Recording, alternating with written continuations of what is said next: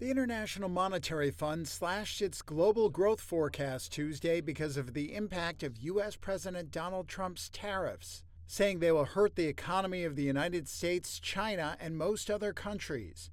Pierre-Olivier Gorinches is the IMF's chief economist. Well, what we're seeing, of course, is a very significant impact of the new trade tensions between the U.S. and a number of other countries.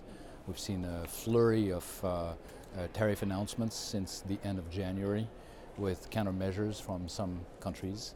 And all of that is very heavily coloring our outlook for this year and next year. The IMF now sees global growth at 2.8% in 2025, down half a percentage point from its January forecast before Trump's sweeping tariffs. Its U.S. outlook for this year dropped nearly a full percentage point to 1.8%, and its forecast for China fell to 4% from 4.6% earlier in the year. It sees output near these levels in 2026. The IMF called the report a reference forecast based on developments through April 4th, citing the extreme complexity and fluidity of the current moment. Gorinches told reporters it was not forecasting a recession in the U.S., but the odds of a downturn had increased from about 25% to 37%. He said the IMF was now projecting U.S. headline inflation to reach 3% in 2025, 1 percentage point higher than it forecast in January due to tariffs and underlying strength in services.